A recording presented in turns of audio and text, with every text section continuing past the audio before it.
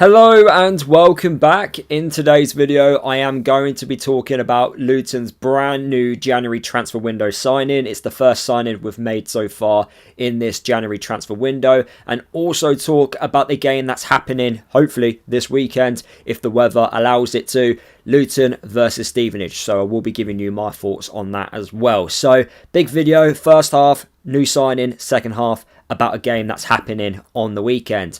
Smash the like button on today's video to help the video perform better on YouTube, and if you like it, also let me know down in the video comments your thoughts on both topics in today's video. If you are a Stevenage fan watching this video, don't be scared to leave your thoughts down in the video comments as well. Let me know your score predictions, and if you are new to my channel, please hit that subscribe button. I make Luton and EFL content. So new signing, Emilio Lawrence from Man City, on loan from now until the end of the season. He is a 20-year-old forward who can play in all the advanced positions. What does that mean? He can play as a left winger, right winger, and also as a striker. From what I've seen in the highlights, he can play, well, he's been playing as a left winger. He's really good at finishing, he's direct, he's skillful, he's pacey, he's got that flair, he's got that, agility, ability about him. And he's someone that might put us on the edge of our seats. Hopefully, because he's young, he's fearless, he's not scared of anything. It's his first real experience of senior football. He's had a little bit of experience playing in the EFL trophy, when the under 21s of Premier League sides compete in the group stages of those competitions and don't really progress that far in them. He's featured in a few games, but nothing more than that. He's played a lot of Premier League academy football. And my initial thoughts to it is I don't know really what to expect. He's either going to thrive or it's just not going to work out. And you could probably say that about most transfers, but I think that type of saying is used a lot more when you sign players that have played majority of their football in the academy. You just don't know what to expect. And we're going to get the first glance of what potentially he can do playing in senior football. Jack Wilshere does come across like he had a major part in bringing Lawrence to the football club. He's 20 years old. He could play on the left. He could play on the right. He could play as a striker. Let's see what he can do. And that's basically how I'm going to put it. Let's see what he can do. Could he be the answers to our problems? I'm not too sure. I still think we need creative midfielders. This player, for me, Lawrence, he needs, well, from what I've seen on the highlight clips, he wants to get 1v1 with a defender, like most wingers do. Whether or not he's going to get many opportunities like that, I do not know. But he looks really good at finishing from looking at the highlight clips. I've watched a few where he's representing Scotland at youth level. Let's see what he can do. And that's how we're going to put it. The last players we've had on loan from Man City, I haven't been exactly thrilled. I wasn't Cabore's biggest fan, if I'm being honest with you. So, yeah, let's just see what happens. And I think the last player before Kabore was Luke Bolton, who also wasn't really anything special for us. So, let's just see what he can do. Wilshere definitely comes across like he played a part in it. He spoke to him, and Wilshere definitely watched him when he was, the manager of the Arsenal under-18, so he would have seen him firsthand. And let's just hope he thrives in senior football. He's going to be in the team against Stevenage this weekend, and that moves me on nicely to talk about this game that's happening this weekend. Luton versus Stevenage. Last time we played them, we lost 2-0. It was a game where I felt we just were second best in everything we did. We didn't take our chances. We had a massive one in the first half, which we didn't take. We didn't take one in the second half. Lassie Nordos with that opportunity in the second. Bramall had the first chance.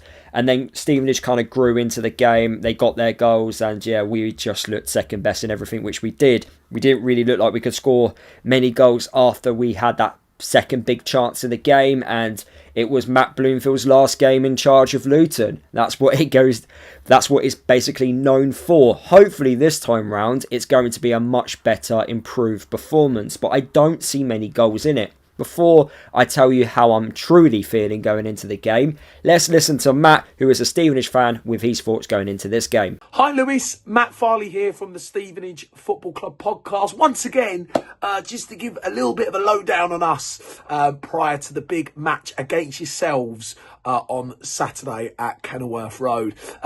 What a season it's been for us. We've pretty much been in the top 6, literally the whole of the season, only until the last couple of weeks where we've just slipped out the top 6 for the first time, which is unbelievable, and it kind of just shows the achievement for us for staying in the top 6 for so long. But we are currently 7th place after 22 matches with 37 points. We've got 10 wins, 7 draws, 5 defeats, 26 goals scored and 18 conceded with the best defence at the minute. Since we last played you 1-2-0 at our place, it's still been a terrific season. Obviously, we had that brilliant start where we won the opening 4 and only lost 1 match all the way up till October, literally just after we played yourselves, actually. Recently, it's been quite a nice, challenging period, I think, for us. We hit that inevitable period where I think teams started to suss us out a little bit. And that came back in November. And I think, we lost to Reading away 1-0 and we kind of all looked at ourselves and went, teams are just starting to suss us out a little bit, playing a certain way and getting results. So we went through a little bit of a process away from home where we changed our structure, deployed a different system, and certainly away from home, it's got us winning games and picking up points and playing really well again, like we saw at the start of the season. So our last 5 away matches, we've got 2 wins, 2 draws and just 1 defeat. The only defeat was Cardiff away, and we were winning that match and kind of got robbed at the end with an offside goal. Our recent issues, as you could probably see in the form and the lack of goals and lack of wins over the last kind of 11 matches, it's kind of come at home, really, which is really odd because at the start of the season, we've been unbeaten at home all the way up till December when we played Cardiff and lost narrowly 1-0. And what it is at home, very simply, is, again, teams have sussed us out a little bit and they've got a little bit of a blueprint how to come to our place and nick a result or nick a win. So, really, our last home win was against yourselves, really. We've seen a lack of goals recently, and I think that's an area that we want to improve in. Around Jamie Reid, we just haven't been able to consistently put goals on the board in that kind of statistic bracket. And that's why you've seen the kind of, I don't want to say stagnation in results, but that's why you kind of haven't seen a lot of wins from us recently. So it's been really weird for us. We've had this unbelievable season, and then we've just hit a period over the last kind of 6 to 8 weeks where at home, teams have sussed us out a little bit and we haven't changed our system and structure and deployed a different setup to start winning games and picking up points again. But away from home, we have. We hit that point where we changed the system, we changed the formation, we deployed or have deployed different things away from home, and it's got us winning games again. So I think the interesting thing for us is we're really happy that we've got you away. I think we've got a better chance of winning away from home at the minute than we do at home because of those structural changes that we've made away. So, yeah, that's kind of been our story over the last kind of few months since we last played you in October. I think it'll be a really exciting game. I think it'll be end to end. We are very good defensively. We've got the best defence in the division. So I think a lot of people would probably put their money on that it was going to be quite a tight game. But I think our team, they want to win. And we've only seen 2 wins in 11 to 12 games.